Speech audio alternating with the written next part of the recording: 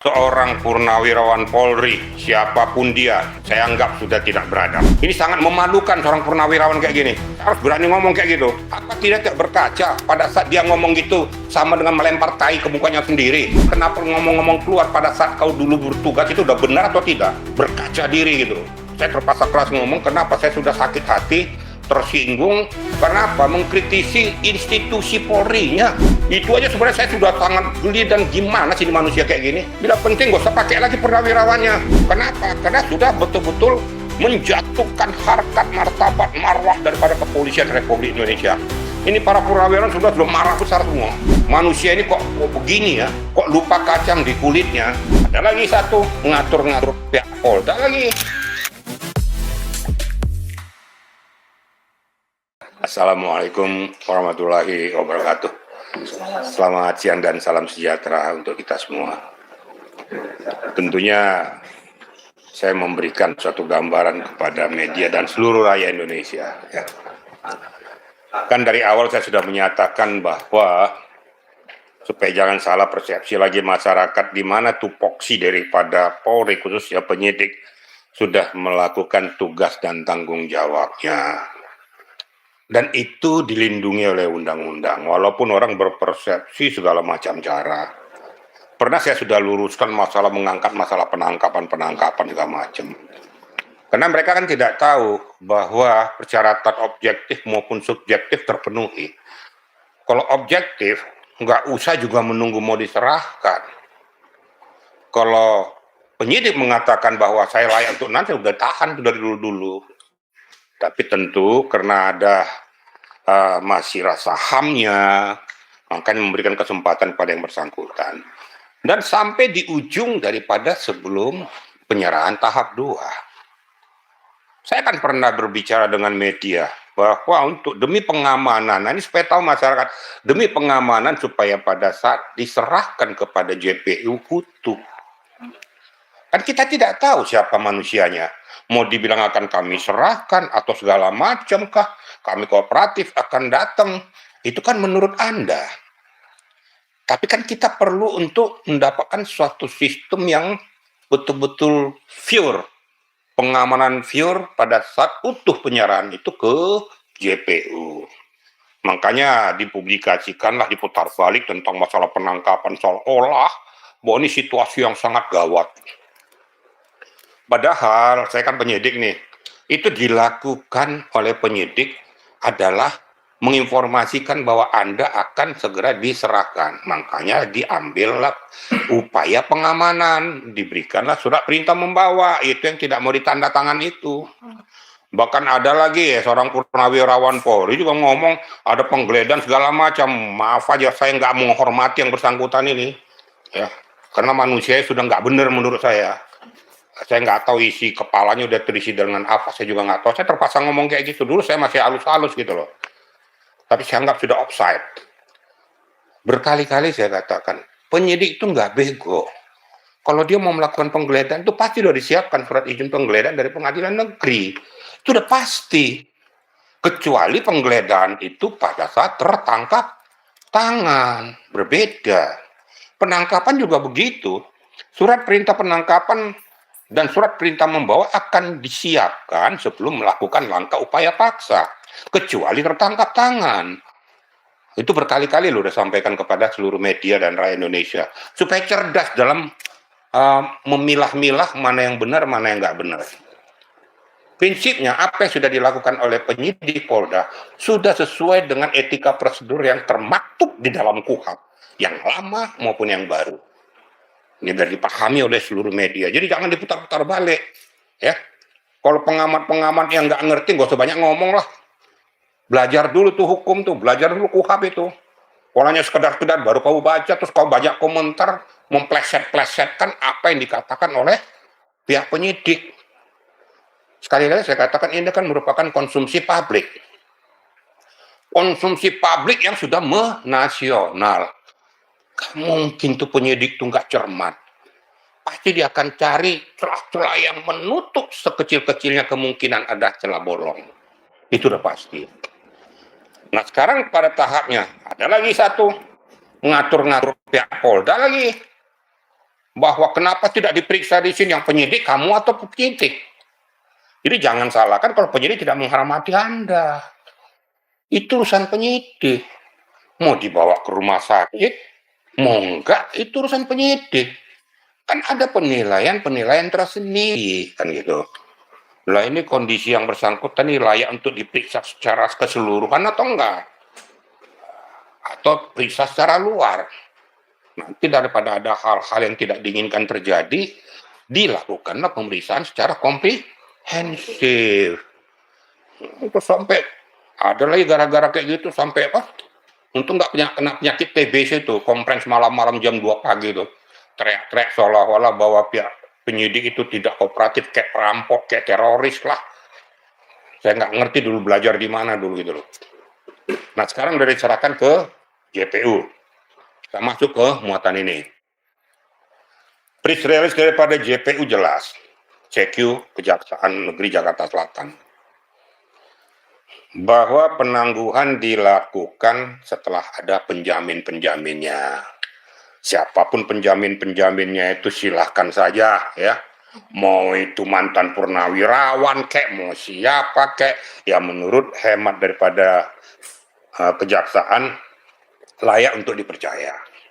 Dengan kriteria tidak melarikan diri, kooperatif, satu yang sering saya sampaikan kepada seluruh media sebelum terjadi, tidak mengulangi perbuatannya. Sekali lagi, tidak mengulangi perbuatannya. Itu kan disampaikan oleh kejaksaan itu. Sebelum kejaksaan ngomong, saya sudah ngomong. Karena itu salah satu syarat subjektif yang harus dipatuhi oleh tersangka. Yang sekarang sudah masuk ke JPU, sudah status jadi terdakwa. Nah, ini dilakukan yang kedua.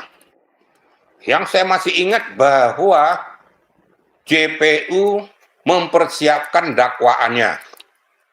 Ini ditagih sama media ini, sama masyarakat. Yang cuma ngomong-ngomong itu tuh nggak jelas nanti. Yang ketiga, mempersiapkan segera untuk agenda persidangan. Kan begitu? Berarti kalau secara nuansa hukum, secara konstitusional, berarti memang statusnya memang betul diduga telah melakukan suatu perbuatan tindak pidana. Kenapa? Karena sudah menyebutkan mempersiapkan dakwaan. Berarti siap untuk memasuki arena persidangan. Nanti di sana ajang pembuktian, silakan. Pada saat nanti jaksa JPU menyampaikan dakwaannya, silakan lakukan eksepsimu. Tapi seketika hakim mengatakan bahwa masuk kepada materi pokok perkara, berarti masuk agenda pembuktian. Oh, silakan saja dari satu dengan yang satu mempersiapkan ajang pembuktian. Saksi ahli, saksi adecar, bukti-bukti tambahan yang lain, dan lain sebagainya. Saya tidak pada posisi manapun, silakan adukan argumentasi di situ. Biar hakim nanti yang menentukan layak atau tidak divonis atau frisfak. Kan pernah saya katakan kan, saya pada posisi ajukan aja ke persidangan supaya jelas. Nah ini sekarang kita lihat aja runtutannya nih. Jadi nggak usah lagi dicampuri orang-orang yang tidak berkepentingan. Apa yang disampaikan oleh JPU menurut hemat saya ya sah-sah saja. Kenapa? Karena itu kan sudah ranah ke kewenangannya JPU. Sekarang tugas dan tanggung jawab penyidik sudah selesai. Dalam artian apakah ini maju atau tidak, ya harus mengacu kepada pasal 62. Kalau seandainya deadlock, gitu ya.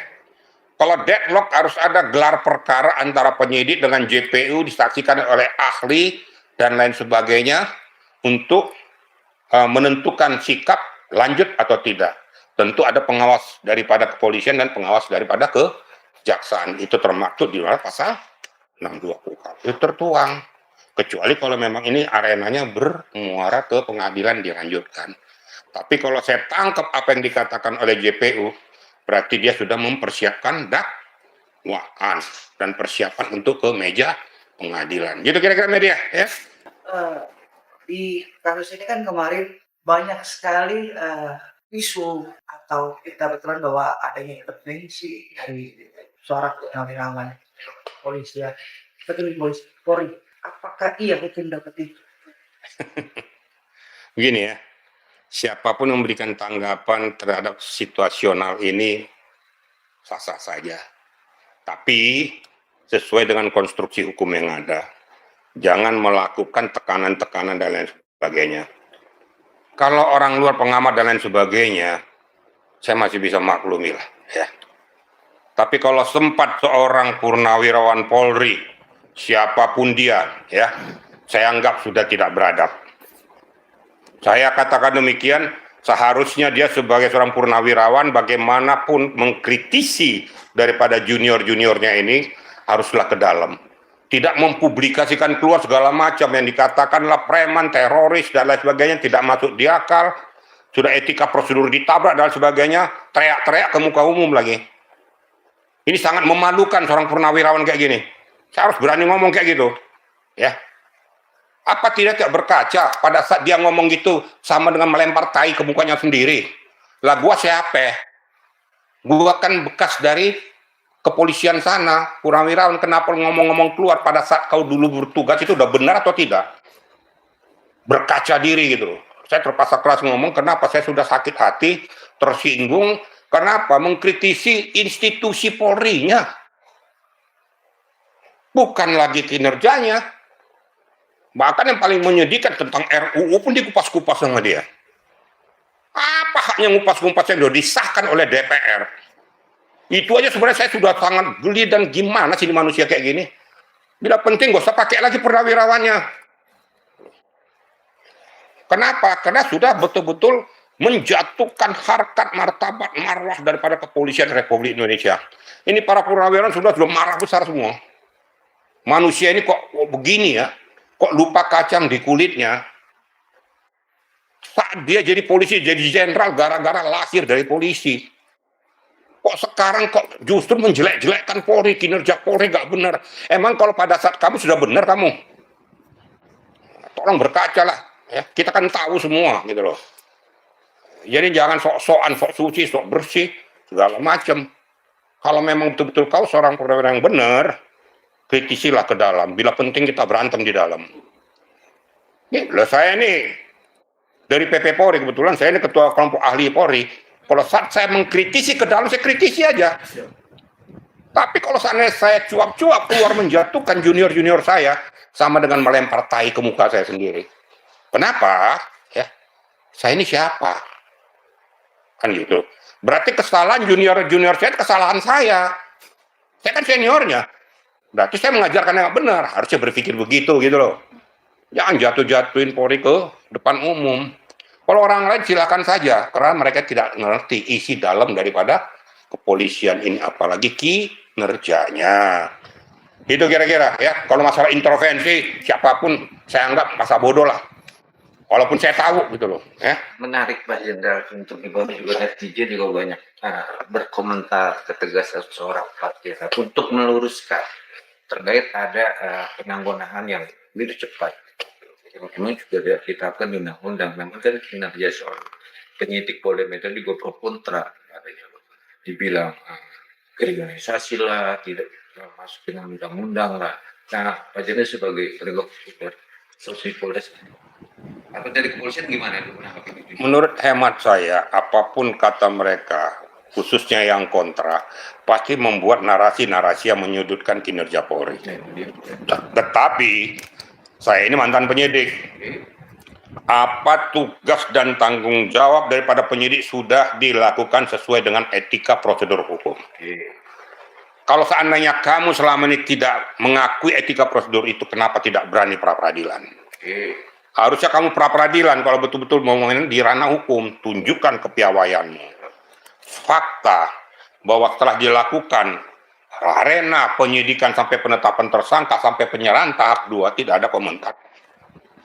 Kalau suara-suara di luar itu kan kicauan, katanya. Tapi kita harus berbicara dengan aspek hukum. Dan apa yang dilakukan penyidik sudah sesuai dengan etika prosedur hukum, ketentuan peraturan perundang-undangan.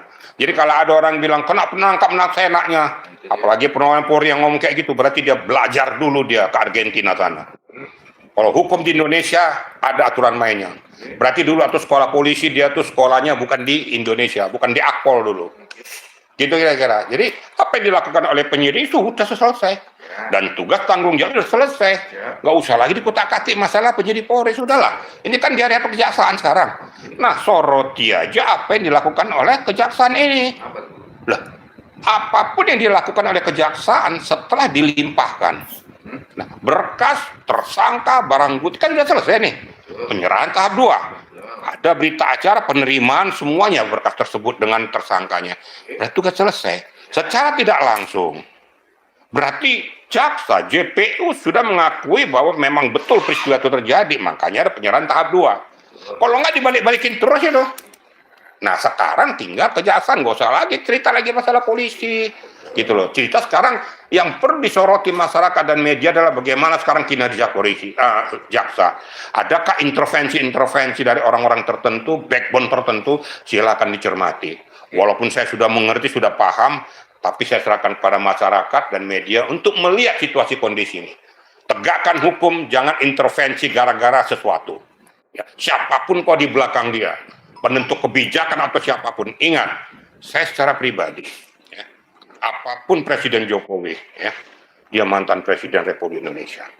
Kalau ini dibiarkan berlarut-larut, mohon maaf, tidak menutup kemungkinan, karena dia dianggap jadi jurisprudensi. Suatu ketika presiden-presiden berikutnya akan diperlakukan seperti ini. Makanya waspada ini, jangan dianggap main-main. Pak Jokowi itu bukan pelaku tindak pidana korupsi, pelaku kejahatan. Nyatanya pada saat dia memerintah, tidak ada kok masalah apa-apa. Kenapa setelah dia turun? Banyak persoalan. Nah, kalau sudah bisa presiden diperlakukan kayak gini, berikutnya gampang jurisprudensi. Yang dulu kan bisa salahkan presiden. Presiden berikutnya tidak menutup kemungkinan akan terjadi seperti itu. Itu kira-kira. Jadi Ya? intinya Pak Jana menyoroti kejaksaan buat saat ini kan, masyarakat terkait penahanannya dikabulkan. Nah, dalam proses itu kan pasti kelimpahannya ke hakim nanti yang menentukan. Dalam konteks ini kan asumsi masyarakat bahwa dari penyidik melempar ke kejaksaan melempar ke hakim nanti untuk disidangkan. Nah, kayaknya bola ini dilempar-lempar ini untuk Nggak ada pelemparan-pelemparan, saudara. dari kita berkas. Itu kan kata masyarakat. Kita lihat etika prosedurnya. Sekarang kan dari arena penyidikan ke arena persiapan penuntutan dan arena persiapan agenda persidangan kan berbeda-beda. Arena penyidikan sudah selesai. Diputus, masuklah ke arena JPU. Di sinilah arena persiapan dakwaan dan persiapan nanti apabila masuk ke pengadilan, di situ dakwaan dan tuntutan terjadi. Nanti terakhirnya itu silakan hakim menilai apakah layak atau tidak peristiwa ini divonis atau frisfak. Kan tergantung pada penilaian hakim. Jadi nggak usah kita digoreng-goreng oleh orang. Kalau menurut saya itu hemat saya, apa yang dilakukan oleh JPU, menurut hemat saya, ya sah-sah saja. Karena kan etika prosedurnya itu bahwa dia kan punya kewenangan. Bahwa masalah menangguhkan atau tidak menangguhkan, itu kan berdasarkan penilaian daripada JPU. Kalau seandainya terjadi miss, ya salahnya kejaksaan. Karena sudah di arena bola liar ini kejaksaan loh sekarang nih. Makanya apapun yang dilakukan oleh kejaksaan, ya silakan, ya sesuai dengan apa yang sudah disampaikan pada saat presiden disampaikan. Ada penjamin, kooperatif, tidak melarikan diri. Kemudian satu lagi dikatakan bahwa tidak mengulangi perbuatannya. Saya nggak tahu pada saat dia mengatakan tidak akan melakukan mengulangi perbuatannya, ada nggak surat pernyataan, saya juga nggak ngerti. Nah, syukur-syukur dibuat surat pernyataannya. Nanti tinggal kita lihat proses yang berjalan di lapangan setelah peristiwa ini ditangguhkan. Kemudian mempersiapkan dakwaan, kan gitu. Nah, kalau persiapkan dakwaan berarti masuk ke arena persidangan. Ini yang perlu kita semuanya. Tapi apa yang dilakukan JPU, bisa kita diadu domba orang juga, menurut hemat saya ya sah-sah saja. Saya juga nggak a priori, karena kan sudah beralih tugas ini. Nah kita lihat aja, kita kawal aja apa yang dilakukan JPU. Mudah-mudahan etika prosedur hukum yang berlaku sudah dilalui dan dilakukan oleh JPU. Kita lihat aja nanti agenda persidangan. Masalah kan sudah disebutkan kan persiapan dakwaan. Nah kita lihat aja nanti. Dan persiapan mempercepat status hukum di agenda persidangan. Gitu kira-kira. Kalau saya tuh berpikir objektif aja, netral, objektif, sesuai dengan etika hukum. Gitu loh ya. Saya untuk saya sendiri. Jadi dalam konteks penanggulangan ini dikabulkan, apa yang membuat nanti kalau Roy Suryo mengulangi kata-kata narasi lagi di sebuah sosmed itu bisa ditarik untuk ditahan? Makanya kita tanya JPU-nya. Jangan tanya saya. Biasanya di undang-undang itu Dia sudah punya kelayakan. Udah saya katakan nggak usah gara-gara mengulangi perbuatannya. Dari persyaratan objektif aja dia punya hak untuk menahan. Iya. Nggak usah dipersoalkan lagi kan. Nah ini kan permasalahannya persyaratan subjektif. Ini kan hanya memberikan peluang kepada seseorang tersangka atau terdakwa agar lebih kooperatif, jangan macem-macem. Ingat, substansi permasalahan adalah pencemaran nama baik. Lah kalau pencemaran nama baik ini sudah kau diberikan kesempatan untuk kooperatif, kok ulang-ulang terus, ijazah palsu kamu. Ini kan substansi pokoknya. Itu yang dikatakan mengulangi perbuatannya, sudah memvonis. Jadi dikatakan tuh vonis before the law. Itu loh. Nah, kalau seandainya ini sudah terjadi, JPU tidak mengambil satu langkah yang konstruktif, ya sudah nggak benar menurut saya. Tapi tentu kecermatan JPU untuk melihat ini kita berikan kesempatan. Jadi jangan juga mengkuyo-kuyo JPU, ya. Saya juga harap kepada media masyarakat nggak usah menyalah-nyalakan JPU karena dia punya hak subjektif itu. Berikan kesempatan kepada JPU untuk mengelola permasalahan ini. Karena kan azas praduga tak bersalah. Saya tidak boleh mengatakan bahwa sudah benar bahwa si Roy Suryo itu sudah bersalah karena belum ada vonis. Nah makanya kita arahkan ke sidang pengadilan. Itu loh. Tapi dalam konteks ini juga isu yang real kata kejaksaan itu bermain, nggak ada isu informasi dan harus kejaksaan itu bisa mengundangkan dia karena kan asumsi kemarin juga. Sekali lagi saya katakan kepada media, kan saya ini orang hukum. Ya. Saya paling nggak suka mendengar kalau katanya. Bukan itu, karena kemarin dari pihak yang siapa yang bilang? Relawan Jokowi malah menekan kejaksaan. Yang bilang siapa itu? Tim dari Pradi Bersatu. Ya salah, kan mereka sekarang tersakiti, kan gitu. Wajar-wajar dan manusiawi mereka tuh kecewa dengan permasalahan itu. Kalau saya hanya berbicara dalam aspek hukum. Makanya saya bilang saya nggak mau kalau mendengarkan kata-katanya menurut prediksi dan lain sebagainya. Nah, saya nggak suka. Saya suka itu fakta, data, dan realita. Supaya sesuai dengan etika prosedur hukum yang berlaku kita luruskan. Ya, saya nggak mau terpengaruh dengan kiri kanan. Saya hanya mau bermain dari aspek hukum. Makanya dikatakan JPU kemarin, masalah penjaminnya, saya juga nggak protes penjaminnya itu, sah-sah saja. Memang itu ada ketentuannya kok. Siapapun yang mau menjamin itu kan sah sesuai dengan hukum. Nah, ketentuan-ketentuan disampaikan JPU juga sah-sah saja. Nah, yang saya katakan tadi, yang sering berulang-ulang saya katakan jangan mengulangi perbuatanmu. Ada salah satu kriteria disampaikan oleh JPU. Berarti nggak salah dong dulu saya nyampaikan. Nah, sekarang yang kalian kejar dan cermati dan awasi adalah persiapan dakwaan dan agenda persidangan. Berikan kesempatan kepada JPU. Jangan pula belum apa-apa JPU bekerja sudah dikuyo-kuyo juga. Nah, kan saya netral kan. Saya nggak berpihak kemana-mana. Apapun keputusan pengadilan itu sah secara hukum. Kalau tidak cocok, salah satu di antaranya silakan banding. Kalau nggak cocok, silakan kasasi atau PK segala macam. Nggak cocok, minta grasi, amnesti dari presiden. Nggak cocok lagi ya, minta ke Tuhan. Sudah. Terus kemana lagi? Saya kan tidak mau rakyat Indonesia gara-gara persoalan Roy Suryo pecah belah, hancur lebur. Udah bisa main wayang lagi. Nah, makanya saya katakan, tolong kita cermat berpikir. Hanya satu yang saya mengingatkan kepada pemangku kebijakan yang ada, ya, jangan presiden buruk ini, ya, seorang mantan presiden dikuyo-kuyo dengan sangat serendah-rendahnya. Kalau ini dibiarkan presiden buruk, jurisprudensi, Saya ingatkan lebih dulu, jurisprudensi untuk berikutnya apabila terjadi suatu hal akan dicari seperti gini juga modelnya. Apa mau setiap presiden turun terus dikuyo-kuyo, presiden turun dicari kelemahannya lagi? Jangan dibiarkan kayak gini. Akan muncul nanti presiden berikutnya kena lagi kayak gini lagi. Oh ini bisa kok. Apalagi ada pula hal-hal yang mendasar harus dikorek. Dikorek-korek nanti kelemahan-kelemahannya. Makanya marilah kita berpikir arif dan bijaksana, utamakan persatuan bangsa, utamakan penegakan hukum, jangan ada intervensi dari manapun. Ya. Bicara intervensi Pak Jenderal, tapi kemarin kan memang dari pihak pendukung Pak Jokowi memang menyebut beberapa nama besar ya, salah satunya ada Dasko juga disebut. Gimana Pak Jenderal? Itu kan menurut dia, bisa dibuktikan nggak secara hukum? Saya kan nggak mau kan, kalaupun saya tahu, saya tidak mau bicara sebelum ada data, fakta, dan realita. Udah nyamber-nyamber kok, bukan hanya Dasko saja dan lain sebagainya. Tapi kan saya nggak bisa ngomong, bener Dasko, karena saya nggak punya data. Nanti akibatnya saya kan mencemarkan nama baik orang lain lagi. Kalau saya kan berpikir secara akidah hukum aja dah. Ya, kalau kalian mau pancing-pancing kayak gitu, narasumber yang lain, jangan saya.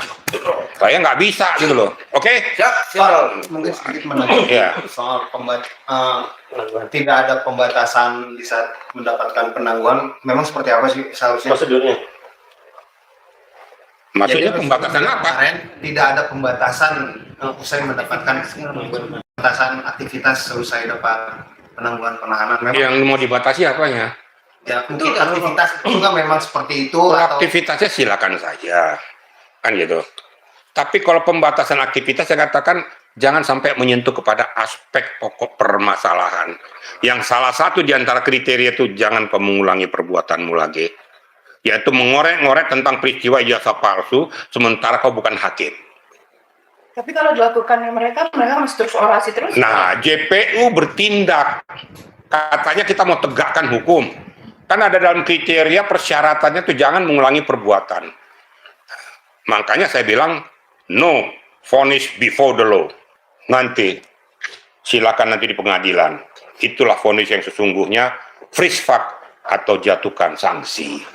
Itu baru berpikir kita. Kalau seandainya membatasi sepanjang tidak mengena pada substansi, monggo-monggo saja. Tapi kalau mengena, kita perlu cubit itu JPU. Nah, kalau saya kan pasti-pasti aja. Kau ngomong kita mulai perbuatan adalah dalam satu kriteria. Itu sudah ngomong-ngomong terus, kenapa kamu nggak ambil langkah? Ada apa dengan kamu? Nah, soal itu saya berani. Berarti tidak boleh orasi berarti di program talkshow lain. Lah, silakan JPU, orasinya bersifat apa? Orasi itu kalau bersifat secara net general, no problem. Tapi kalau sudah menyangkut substansi yang jadi pokok permasalahan yang dalam satu acuan yaitu pencemaran nama baik merupakan substansi pemidanaannya, nah itu kena. Paham kira-kira ya? Oke. sekarang masa tenang ya, masa tenang.